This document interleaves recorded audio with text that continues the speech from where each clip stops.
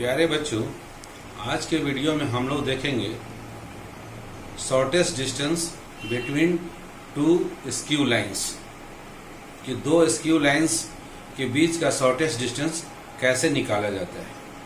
ये क्वेश्चन बहुत ही इम्पोर्टेंट है। जैक बोर्ड में ये क्वेश्चन नंबर 27 में 6 मार्क्स का क्वेश्चन आता है और सीबीएसई बोर्ड में भी अक्सर पूछा जाता है। कॉम्पिटिटिव एग्जाम में भी इससे क्वेश्चन आते हैं। अब प्रश्न होता है कि आखिर स्क्यू लाइंस कहते किसको है। बच्चों, 2D एंड 3D के कंसेप्ट में यदि टू डायमेंशनल फिगर हम लोग लें, ब्लैक बोर्ड या कॉपी, तो अगर कॉपी में या ब्लैक बोर्ड में दो लाइन आप ड्रॉ करते हैं तो दो ही पॉसिबिलिटी होगी। या तो वो दोनों लाइन एक दूसरे को काटेंगे, इंटरसेक्ट करेंगे, या दोनों लाइन पैरेलल होंगे, या एक लाइन के ऊपर में दूसरा लाइन ओवरलैप करेगा। तो ये 2D में है। 2D में दो पॉसिबिलिटी है, दो लाइन इंटरसेक्ट करेंगे या पैरेलल होंगे। यदि दो लाइन इंटरसेक्ट करते हैं तो उनके बीच का शॉर्टेस्ट डिस्टेंस जो होगा वो क्या हो जाएगा, 0, क्योंकि दोनों लाइन एक दूसरे को इंटरसेक्ट कर रहे हैं। यदि दो लाइन पैरेलल हैं तो उनके बीच का शॉर्टेस्ट डिस्टेंस के लिए हम लोग किसी एक लाइन के ऊपर में एक पॉइंट ले लेंगे, किसी पॉइंट का पोजीशन वेक्टर लेंगे और उस पॉइंट से एक परपेंडिकुलर दूसरे लाइन पर ड्रॉ कर देंगे। उस परपेंडिकुलर का जो लेंथ होगा वही उन दोनों लाइन के बीच का डिस्टेंस होगा। तो आज की वीडियो में हम लोग देखेंगे कि दो पैरेलल लाइन के बीच का डिस्टेंस हम लोग कैसे निकालते हैं। इसके अलावा ये तो 2D की बात थी। 3D में 3 डायमेंशनल स्पेस में जहाँ लेंथ ब्रेड्थ के अलावा हाइट भी आ जाता है स्पेस में, वहां पर एक तीसरी पॉसिबिलिटी होती है। दो लाइन ऐसे होते हैं जो कि एक प्लेन में नहीं होते हैं और वो लाइन ना ही इंटरसेक्ट करते हैं और ना ही पैरेलल होते हैं। वैसे लाइंस को हम लोग बोलते हैं स्क्यू लाइंस। और इन्हीं लाइन के बीच का शॉर्टेस्ट डिस्टेंस निकालने का आज हम लोग मेथड जानेंगे कि कैसे निकाला जाता है। ओके बच्चों, तो let us start with the definition of skew lines. Skew line कहते किसको? आप देखें ये 3D स्पेस में ये X axis, Y axis, Z axis है। इस 3D स्पेस में रूफ का जो 2D फिगर आप देख रहे हैं, DEFG, रूफ का जो प्लेन है उस प्लेन में एक लाइन लिया गया है जो कि इसके डायगोनल G और E को कनेक्ट कर रहा है। तो ये G जो लाइन है और दूसरा वॉल, एक वॉल का प्लेन लिया गया है ABED, ये प्लेन। वॉल में एक लाइन लिया गया है DB, D और B को कनेक्ट करने वाला एक लाइन लिया गया है। अब ये इन दोनों लाइन को देखेंगे। एक लाइन आपका रूफ में है, आप अपना जिस कमरे में है आप उसी कमरे में कल्पना करें कि एक लाइन रूफ के डायगोनल से पास कर रहा है और दूसरा लाइन वॉल के डायगोनल से पास कर रहा है। तो ये दोनों लाइन ना ही पैरेलल है और ना ही दोनों इंटरसेक्ट कर रहे हैं और ना ही कोप्लेनर है, एक प्लेन में नहीं है, क्योंकि एक है रूफ के प्लेन में और दूसरा है वॉल के प्लेन में।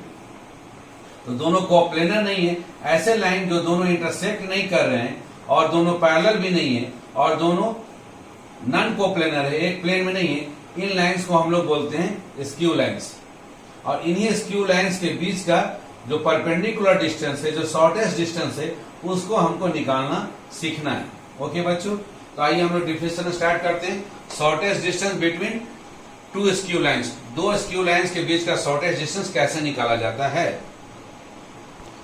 If two lines in a space intersect at a point, यदि दो लाइन स्पेस में इंटरसेक्ट करते हैं, एक पॉइंट पर कट करते हैं, then shortest distance between them is 0, उनके बीच का शॉर्टेस्ट डिस्टेंस क्या हो जाएगा, 0 हो जाएगा। कब? यदि लाइन इंटरसेक्ट करेंगे तब। दूसरा case, if two lines in a space are parallel, यदि दो लाइंस स्पेस में पैरेलल हो, यदि पैरेलल होंगे तो वो दोनों लाइन क्या हो जाएंगे, कोप्लेनर, एक ही प्लेन में होंगे और उन दोनों लाइन के बीच का डिस्टेंस निकालना हम लोग सीखेंगे आज ही के वीडियो में। लास्ट में हम लोग देखेंगे। ये two lines in a space are parallel, यदि वो दोनों लाइंस पैरेलल हो, then shortest distance between them will be, वो शॉर्टेस्ट डिस्टेंस क्या होगा, वो परपेंडिकुलर डिस्टेंस होगा। अभी परपेंडिकुलर डिस्टेंस निकलेगा कैसे?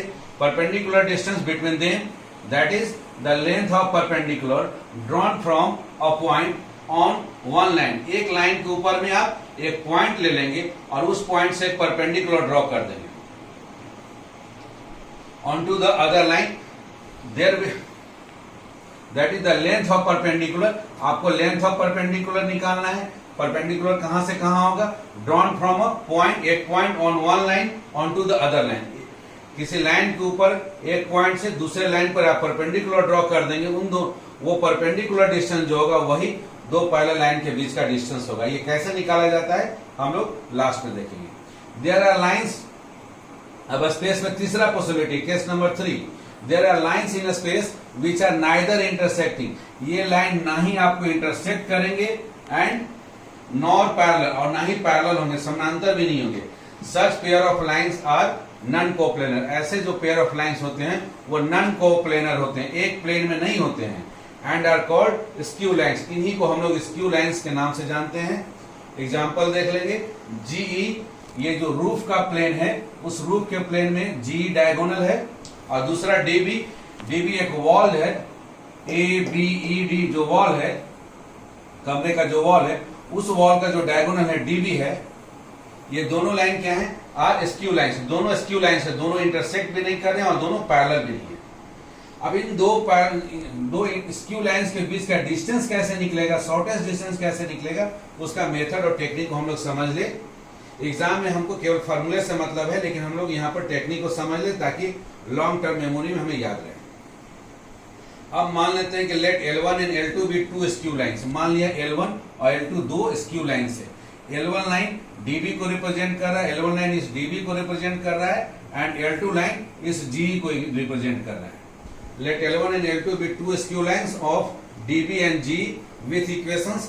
L1 का इक्वेशंस मान लेते हैं, R vector is equal to A1 vector plus lambda times B1 vector. अर्थात ये जो पहला लाइन है A1 पॉइंट से पास कर रहा है और B1 वेक्टर के पैरेलल है। एंड दूसरा G जो लाइन होगा, G लाइन का इक्वेशन उसको L2 मानते हैं। L2 का इक्वेशन है R vector is equal to A2 vector plus lambda times B2 vector. अर्थात ये जो दूसरा लाइन है वो A2 पॉइंट से पास कर रहा है और B2 वेक्टर के पैरेलल है। ये दो हम लोग मान लेते हैं, दोनों का इक्वेशन, G का इक्वेशन मान लिए और DB का इक्वेशन हम लोग मान लिए। अब इनके बीच का शॉर्टेस्ट डिस्टेंस निकालना है, तो हम लोग अपने मन से आर्बिट्ररी लेते हैं। Take any point S on L1 line. L1 line के ऊपर में एक पॉइंट हम लोग S लेते हैं with position vector A1 vector. इसका पोजीशन वेक्टर हम लोग मान लेते हैं कि पोजीशन वेक्टर इसका है A1 वेक्टर, और T का पोजीशन वेक्टर मान लेते हैं कि इसका पोजीशन वेक्टर है A2 vector. Take any point S on L1 with position vector A1 and T on L2 with position vector A2 मान लेते हैं। नाउ शॉर्टेस्ट डिस्टेंस, ये शॉर्टेस्ट डिस्टेंस जो दोनों के बीच का जो परपेंडिकुलर होगा डिस्टेंस, इसको नाम दिया D। D कितने के बराबर? D PQ के बराबर है। यहाँ भी 9 शॉर्टेस्ट डिस्टेंस को नाम दिया गया है D। D इक्वल टू क्या है? ये PQ है, और PQ क्या है? PQ इस ST वेक्टर का प्रोजेक्शन है। इस ST वेक्टर का प्रोजेक्शन है PQ वेक्टर। अब प्रोजेक्शन वेक्टर क्या है तो आप वेक्टर के वीडियो में आप आसानी से देख सकते हो, उसमें मैंने डिटेल में समझाया है। अभी हम लोग यही समझेंगे कि दोनों लाइन के बीच का जो परपेंडिकुलर डिस्टेंस D है वो ST वेक्टर का प्रोजेक्शन है। अब प्रोजेक्शन के लिए क्या करते हैं, जिस वेक्टर का प्रोजेक्शन है उस वेक्टर का मॉड मतलब उसका magnitude into cos theta. cos theta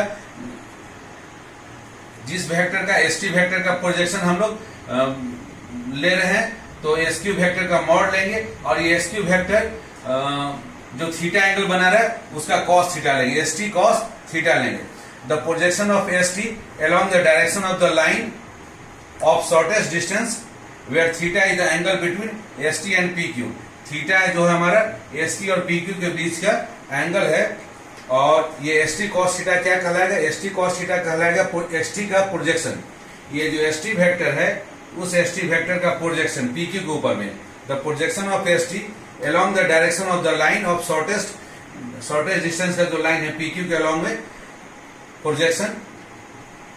the projection of ST along the direction of the line of shortest distance where theta is the angle between ST vector and PQ vector के बीच का angle है। यहाँ पर आपको theta visual नहीं है क्योंकि ये 3 डायमेंशनल स्पेस है, इसलिए यहाँ पर थीटा आपको दिख नहीं रहा है।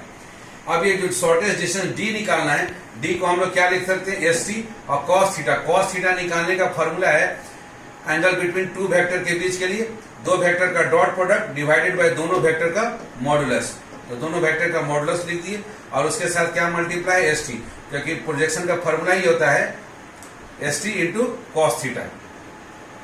अब इसमें वैल्यू रख दे, एस टी को एस टी मैग्नीट्यूड, इसलिए एस टी को एज इट इज रहने दे। पीक्यू वेक्टर, पीक्यू वेक्टर का मतलब हो गया इसका मैग्नीट्यूड है डी और इस डायरेक्शन में हम लोग एन कैप यूनिट वेक्टर मान लेते हैं। एन कैप यूनिट वेक्टर क्या है, पहला लाइन L1 है B1 के पैरेलल, L2 है B2 के पैरेलल। तो एक ऐसा यूनिट वेक्टर जो कि B1 और B2 दोनों पर परपेंडिकुलर है, वही है हमारा PQ। तो यूनिट वेक्टर निकालने के लिए हम लोग क्या करेंगे, एन कैप वेक्टर निकालेंगे, एक ऐसा यूनिट वेक्टर लेंगे जो कि B1 और B2 के प्लेन पर परपेंडिकुलर। तो उसके लिए इन दोनों का क्रॉस प्रोडक्ट डिवाइडेड बाय इस क्रॉस प्रोडक्ट का मैग्नीट्यूड, वो हो जाएगा यूनिट वेक्टर जो कि PQ वेक्टर के अलोंग में है यूनिट वेक्टर। और ये PQ वेक्टर क्या है, दोनों लाइन पर परपेंडिकुलर है, L1 लाइन पर भी और L2 लाइन पर भी परपेंडिकुलर है। तो अब आइए, ये मैग्नीट्यूड पता है, PQ का मैग्नीट्यूड पता है D और उसका यूनिट वेक्टर उसी के डायरेक्शन में पता है एन कैप, इसलिए PQ वेक्टर का वैल्यू हो जाएगा D इंटू एन कैप। इसलिए PQ वेक्टर के बदले में लिख दिया D into N cap. ST vector का position vector of T minus position vector of S, मतलब A2 minus A1 vector divided by PQ vector का मैग्नीट्यूड हो गया D और ST वेक्टर का मैग्नीट्यूड ST कैंसिल हो गया, D और D भी यहाँ कैंसिल हो गया। ये रह गया N cap into A2 minus A1। और एन कैप का वैल्यू है, हम लोग देख चुके formula, B1 cross B2 divided by B1 cross B2 का मॉड। तो ये एक वेरी वेरी इंपॉर्टेंट फॉर्मूला है, आपको इसको याद रखना है कि shortest distance between skew lines के लिए आप करेंगे क्या, दोनों लाइन जिसके जिसके पैरेलल हैं उन दोनों वेक्टर का क्रॉस प्रोडक्ट और उसी क्रॉस प्रोडक्ट के मैग्नीट्यूड से आप डिवाइड कर देंगे, ये होगा हमारा एन कैप। और उस एन कैप को डॉट प्रोडक्ट ले लेंगे किसके साथ, A2 माइनस A1 वेक्टर के साथ डॉट प्रोडक्ट ले लेंगे। और ये चूंकि ये शॉर्टेस्ट डिस्टेंस स्केलर क्वांटिटी है, इसलिए इसका मैग्नीट्यूड हम लोग मॉड साइन के अंदर रखें ताकि जो भी वैल्यू है वो वैल्यू हमको हमेशा पॉजिटिव प्राप्त हो। ये एक बहुत ही इंपॉर्टेंट फॉर्मूला है, 6 मार्क्स मात्र इसी एक फॉर्मूला पर है, ये फॉर्मूला आपको याद रखना है। अब इसी का कार्टेशियन फॉर्म आते हैं कि यदि लाइन का इक्वेशन वेक्टर फॉर्म में ना देकर कार्टेशियन फॉर्म में दिया हो L1, फर्स्ट लाइन का equation x minus x1 divided by A1 is equal to y minus y1 divided by B1 is equal to z minus z1 divided by C1। और दूसरे लाइन का equation x minus x2 by A2 is equal to y minus y2 by B2 is equal to z minus z2 by C2। तब इन दोनों line के बीच का distance कैसे निकलेगा, इन दोनों लाइन के बीच का डिस्टेंस निकालने के लिए B1 वेक्टर का डायरेक्शन रेशियो जो है A1 B1 C1, तो A1 B1 C1 लिख दिए और दूसरा लाइन का direction ratio A2 B2 C2 लिख दिए। और दोनों का क्रॉस प्रोडक्ट निकालना है, तो यहाँ पर I J K और उस I J K का जो भी वैल्यू आएगा उसका फिर हमको डॉट प्रोडक्ट लेना है, किसके साथ लेना है, A2 माइनस A1 वेक्टर। तो डॉट प्रोडक्ट में हम लोग जानते हैं कि केवल कोफिशिएंट I का I के साथ मल्टीप्लाई होगा, J का J के साथ, K का K के साथ, इसलिए I J K को भी रिप्लेस कर दिया गया किसके, A2 माइनस A1 से। तो A2 माइनस A1 का मतलब X2 minus X1, Y2 minus Y1, Z2 minus Z1। तो ये हो गया हमारा B1 cross B2 dot A2 minus A1 का वैल्यू। तो ये आपका डिटर्मिनेंट यदि ले लेंगे आप, और डिवाइड किसे कर देना है, डिवाइड करना है B1 क्रॉस B2 के मैग्नीट्यूड से। B1 क्रॉस B2 का मैग्नीट्यूड का मतलब हो गया, यहाँ जब I J K है तो I का जो कोफिशिएंट होता है वो क्या हो जाता है, B1 C2 minus B2 C1 उसका होल स्क्वायर, प्लस फिर नेक्स्ट आपका उल्टा हो जाता है A2 C1 minus A1 C2 उसका होल स्क्वायर, और प्लस तीसरा आखिरी में A1 B2 minus A2 B1 का होल स्क्वायर और इसको अंडर रूट। ये हो गया हमारा B1 क्रॉस B2 का मैग्नीट्यूड। तो ये है, यदि आपका equation of line Cartesian form में हो तो ये फॉर्मूला याद है तो डायरेक्ट इससे निकाल सकते हैं, और इसको मॉडुलस साइन में रख दिए ताकि जो हमारा डिस्टेंस निकले वो हमेशा पॉजिटिव है, नेगेटिव वैल्यू है तो उसका भी मॉड ले लेना है। आइए हम लोग देखते हैं कि कैसे 6 मार्क्स हम लोग बोर्ड एग्जाम में प्राप्त कर सकते हैं। 2019 में जैक बोर्ड में क्वेश्चन नंबर 27 पूछा गया है 6 मार्क्स का। यहाँ पर दिया हुआ है given equation of skew lines. Skew lines के 2 इक्वेशन आपको दिए गए हैं प्रश्न में।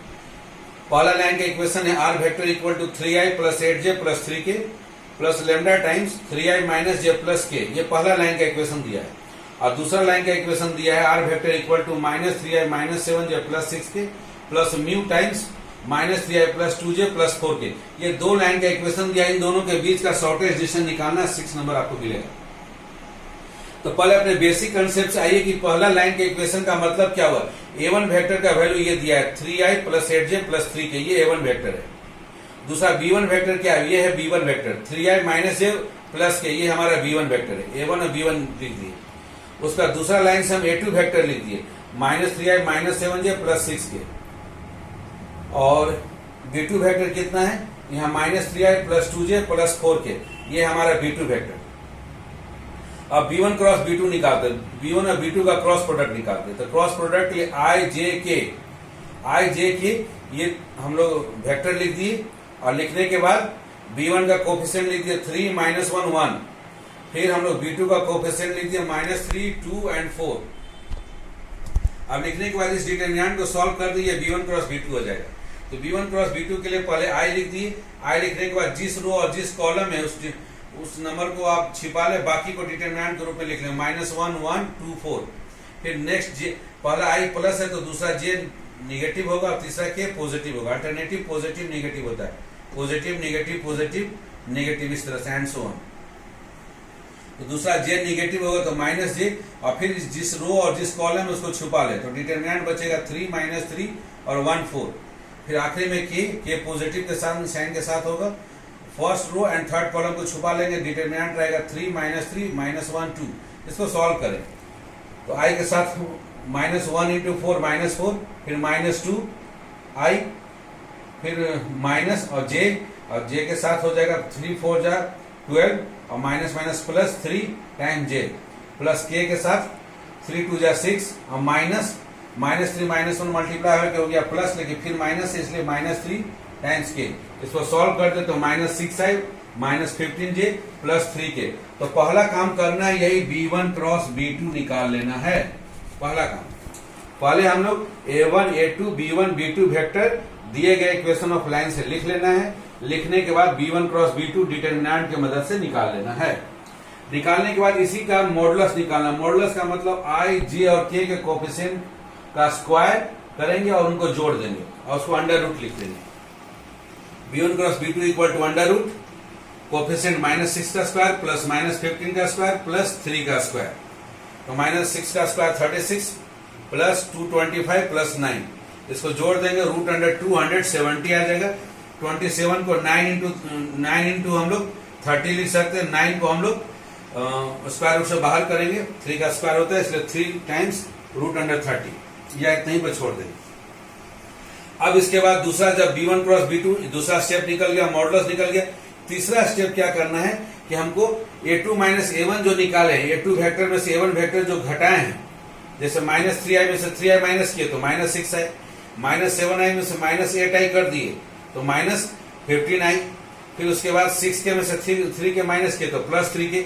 ये जो a2 माइनस a1 निकाले, एक स्टेप यहाँ, फिर दूसरा स्टेप b1 क्रॉस b2 निकाले हैं, तीसरा स्टेप b1 क्रॉस b2 का मॉड निकाले हैं, चौथा स्टेप में b1 क्रॉस b2 का डॉट प्रोडक्ट ले ले a2 माइनस a1 के साथ। इस a2 माइनस a1 का इसके साथ डॉट प्रोडक्ट ले ले, तो डॉट प्रोडक्ट का मतलब i वाला कोफिशिएंट को i के साथ मल्टीप्लाई प्लस j वाले कोफिशिएंट को j के साथ मल्टीप्लाई प्लस k वाले कोफिशिएंट को k के साथ मल्टीप्लाई, अर्थात a1 a2 plus b1 b2 plus c1 c2 कर दें।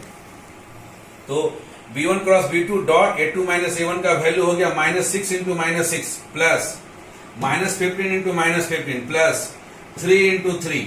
इसको सॉल्व करें, -6 इंटू -6 36, -15 इंटू -15 225, 3 इंटू 3 9। इसको जोड़ देंगे तो 270 हो गया आपका ये वैल्यू। 1 2 3 4 स्टेप हो गया। पांचवा स्टेप में आप शॉर्टेस्ट डिस्टेंस का फॉर्मूला लिख ले। शॉर्टेस्ट डिस्टेंस बराबर b1 cross b2 dot a2 minus a1 divided by b1 cross b2 का मॉड। अब सबका वैल्यू लिखे, इन दोनों का डॉट प्रोडक्ट निकाला गया, स्केलर नंबर 270 आया, divided by b1 cross b2 का मॉड निकाला गया रूट अंडर 270। तो रूट स्क्वायर रूट को 270 से कट कर देंगे तो केवल रूट अंडर 270 आएगा, और 270 का वैल्यू हम लोग अभी देखें 3 रूट 30। तो यही हो जाएगा आपका shortest distance between given line. Given line के बीच का शॉर्टेस्ट डिस्टेंस निकालने का यही फॉर्मूला होगा, और इसी पर आपको 6 मार्क्स मिलेगा। तो फिर से एक बार याद दिला दो बच्चों, इसमें पहला स्टेप है a1 a2 b1 b2 आप डिसाइड कर लेंगे।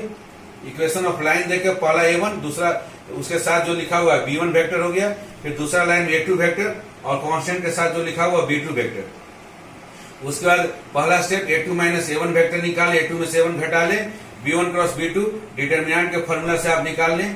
तीसरा b1 क्रॉस b2 का मॉडुलस निकाल लें। चौथा b1 क्रॉस b2 का dot product a2 minus a1 के साथ निकाल लें। और पांचवा ये फॉर्मूला लिखे b1 cross b2 dot a2 minus a1 divided by b1 cross b2 का मॉडुलस और टोटल का मॉड। और इस फॉर्मूला को लिखने के बाद सारे वैल्यू यहाँ पर पुट कर दें, जो वैल्यू आ जाए वो आपका आंसर हो जाएगा। और इस तरह से आपको 6 मार्क्स प्राप्त होंगे। और सीबीएसई बोर्ड्स वगैरह में ये जनरली 4 मार्क्स का क्वेश्चन देखे जाते हैं, लेकिन जैक बोर्ड में ये 6 मार्क्स का क्वेश्चन आता है। आइए अब हम लोग तीसरा और आखिरी केस देखते हैं कि दो लाइन यदि पैरेलल हो तो उनके बीच का डिस्टेंस कैसे निकालते हैं। अब हम लोग देखते हैं कि दो लाइन्स यदि पैरेलल हैं तो उनके बीच का डिस्टेंस कैसे निकाला जाता है। एक लाइन है L1, दूसरा लाइन है L2 और ये दोनों लाइन पैरेलल है, इनके बीच का डिस्टेंस निकालना है। Shortest distance between parallel lines. If two lines L1 and L2 are parallel, यदि L1 और L2 दो लाइन पैरेलल हैं, देन दे आर कोप्लेनर। जब पैरेलल है तो उनसे एक प्लेन जरूर पास करेगा, एक ऐसा प्लेन जो कि जिसके अंदर ये दोनों लाइन आ जाएंगे। तो जब भी दो लाइन पैरेलल होंगे तो वो कोप्लेनर होना ही होना है। आइए अब इनका इक्वेशन लिख लेते हैं। Let equation of lines. पहला लाइन L1 का इक्वेशन मान लेते हैं, R vector equal to A1 vector plus lambda times B vector. मतलब पहला लाइन A1 पॉइंट से पास कर रहा है और B वेक्टर के पैरेलल है। अब दूसरे लाइन का इक्वेशन L2 का equation R vector equal to A2 vector plus lambda times B। अर्थात ये दूसरा लाइन A2 पॉइंट से पास कर रहा है और B वेक्टर के पैरेलल है। आप देखेंगे दोनों लाइन के इक्वेशन में B वेक्टर है, B वेक्टर है। पहला लाइन भी B वेक्टर के पैरेलल है, दूसरा लाइन भी B वेक्टर के पैरेलल है। अर्थात ये दोनों लाइन भी आपस में पैरेलल है और पैरेलल होने की वजह से ये दोनों लाइन कोप्लेनर हैं। Here A1 वेक्टर क्या है? Is the position vector of point S। एक पॉइंट L1 लाइन के ऊपर में हम आर्बिट्ररी पॉइंट S लेते हैं, इसका पोजीशन वेक्टर हो गया A1 vector on L1 and A2 vector is the position vector, PV understand for position vector. A2 vector is the position vector of a point T on L2। दूसरा line L2 पर एक पॉइंट है T, उसका position vector है A2 और एक पॉइंट है लाइन L1 के ऊपर में S, उसका पोजीशन वेक्टर है A1 वेक्टर। अब मान लेते हैं कि theta is the angle between ST vector and B vector. ST vector ये और B वेक्टर के बीच में जिसके पैरेलल है एंगल मान लीजिए थीटा है। तब इन दोनों का क्रॉस प्रोडक्ट क्या होगा? क्रॉस प्रोडक्ट का फॉर्मूला A क्रॉस B का फॉर्मूला हम लोग क्रॉस प्रोडक्ट में सीख चुके हैं। Mod of B vector mod of ST vector into sine theta. B vector और ST वेक्टर में जो थीटा एंगल बन रहा है उसका साथ sine into N cap. N cap एक ऐसा यूनिट वेक्टर है जो B वेक्टर पर भी परपेंडिकुलर होगा और ST वेक्टर पर भी परपेंडिकुलर होगा। अर्थात उस प्लेन जिस प्लेन के अंदर में B वेक्टर और ST वेक्टर है उस प्लेन के ऊपर में यूनिट नॉर्मल वेक्टर है, परपेंडिकुलर है। Since L1 and L2 are coplanar, चूंकि L1 और L2 दोनों कोप्लेनर हैं, so if P is the foot of perpendicular, यदि P हमारा फुट ऑफ परपेंडिकुलर है ऑन लाइन L1 के ऊपर में, drawn from a point T on L2। T एक पॉइंट है L2 लाइन के ऊपर में, वहां से एक परपेंडिकुलर ड्रॉ किया, उस परपेंडिकुलर का जो फुट है, पैर जो है, उस पैर का नाम दे दिया हम लोग P। Then perpendicular distance between L1 and L2, L1 और L2 के बीच का जो परपेंडिकुलर डिस्टेंस है वो ये हमारा PT का मॉडुलस। PT जो वेक्टर है, PT वेक्टर इस PT वेक्टर का मॉड होगा, जो मैग्नीट्यूड है वही कहलाएगा इन दो पैरेलल लाइन के बीच का डिस्टेंस। तो PT वेक्टर का मॉडुलस को हम लोग सिंपली PT लिख सकते हैं। और PT का वैल्यू कैसे निकलेगा? तो PT का वैल्यू इक्वेशन नंबर 3 से निकाला जा सकता है। इक्वेशन नंबर 3 से निकालने के लिए अब सबसे पहले इस ट्रायंगल में आ जाए हम लोग PST ट्रायंगल में। PST ट्रायंगल में यदि साइन थीटा लेंगे तो साइन थीटा बराबर होता है P/H। साइन थीटा बराबर P/H। P का मतलब परपेंडिकुलर, परपेंडिकुलर का मतलब ये हमारा PT डिवाइडेड बाई H का मतलब हो गया हमारा ये ST। तो साइन थीटा बराबर हो गया PT/ST। साइन थीटा बराबर PT और डिवाइडेड बाई ये ST। इसलिए ST का मैग्नीट्यूड यदि साइन थीटा में मल्टीप्लाई हो जाएगा तो वो हमारा ये शॉर्टेस्ट डिस्टेंस PT निकल जाएगा। तो PT का वैल्यू होगा जो शॉर्टेस्ट डिस्टेंस है, परपेंडिकुलर डिस्टेंस, उसका वैल्यू हो गया ST टाइम्स साइन थीटा, क्योंकि साइन थीटा बराबर PT डिवाइडेड बाई ST है। अब हम इसमें अपने मन से क्या करें? अपने मन से हम लोग इसमें एस टी वेक्टर का मैग्नीट्यूड है ही, साइन थीटा यहाँ है ही। बी वेक्टर से हम अपने मन से इसमें क्या करते हैं, बी वेक्टर के मैग्नीट्यूड से मल्टीप्लाई भी करते और डिवाइड भी करते। अगर बी वेक्टर के मैग्नीट्यूड से, या फिर हम लोग ऐसा समझे कि इक्वेशन नंबर 3 से लिखना चाहें, इक्वेशन नंबर 3 से हम लोग एस टी साइन थीटा का वैल्यू कितना लिखा जाएगा, एस टी साइन थीटा का वैल्यू क्या होगा, एस टी साइन थीटा का वैल्यू हो जाएगा B cross S T vector, B vector cross S T vector divided by, हम लोग एस टी साइन थीटा इन दोनों को छोड़ दिए तो डिवाइडेड बाई क्या होगा, मॉड बी से डिवाइड करना होगा, डिवाइडेड बाई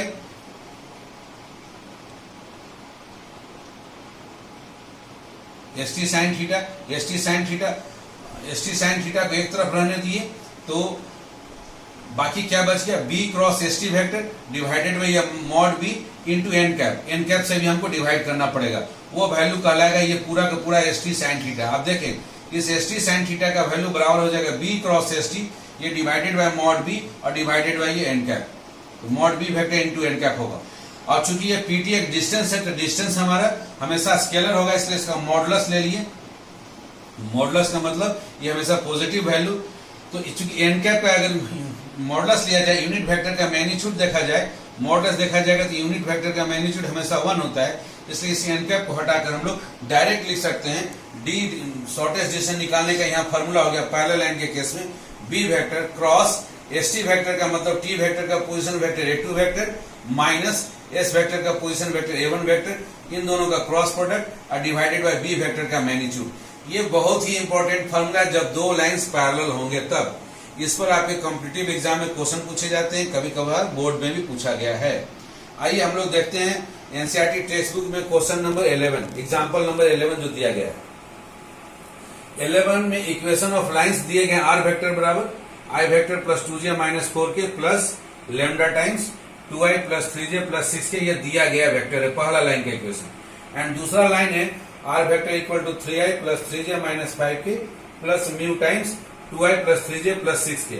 आप देखेंगे कि दोनों में बी वेक्टर सेम है, बी वेक्टर सेम होने की वजह से दोनों लाइन आपस में पैरेलल है।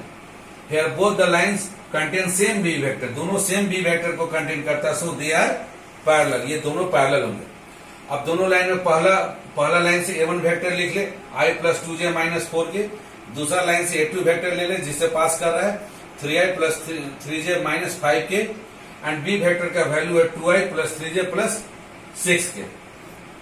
हमको मॉड b की जरूरत है तो मॉडुलस b निकाले, मॉडुलस b का मतलब अंडर रूट, और b वेक्टर का जो i j k का कोफिशिएंट है तीनों का स्क्वायर और उनका सम, तो 2 का स्क्वायर प्लस 3 का स्क्वायर प्लस 6 का स्क्वायर, 2 का स्क्वायर 4, 6 का स्क्वायर हो गया 36 प्लस 4 40 और प्लस 3 का स्क्वायर 9, 49, रूट अंडर 49 का वैल्यू आ गया 7। मॉड बी का वैल्यू हम लोग निकाल दिए 7। अब a2 माइनस a1 वेक्टर की जरूरत है तो निकाल, a2 में से a1 वेक्टर को घटा ले, 3i में से i चला गया तो 2i, 3j माइनस 2j हो गया तो प्लस j, और माइनस 5k और प्लस 4k हो गया तो माइनस k। ये हो गया a2 माइनस a1 वेक्टर, एक स्टेप। दूसरा बी वेक्टर का मैग्नीट्यूड निकालिए। अब तीसरा स्टेप इसमें B vector cross a2 minus a1, अर्थात i j k लिखेंगे और बी वेक्टर का कोफिशिएंट लिखेंगे, मतलब 2 3 6 लिख दिए। फिर a2 माइनस a1 वेक्टर का कोफिशिएंट लिखेंगे 2 1 और माइनस 1। इसको सॉल्व कर देंगे, ये b cross a2 minus a1 vector हो जाएगा। सॉल्व करने के लिए सबसे पहले i के साथ फर्स्ट रो और फर्स्ट कॉलम को बंद कर देंगे, डिटरमिनेंट आ जाएगा 3 1 6 माइनस 1 का। फिर दूसरा j माइनस साइन के साथ माइनस j, और इसमें first row and second column बंद करेंगे तो 2 2 और 6 माइनस 1 आ जाएगा। लास्ट में प्लस k का जब लिखेंगे तो k के साथ डिटरमिनेंट आ जाएगा 2 2 और 3 1, 2 2 एंड 3 1।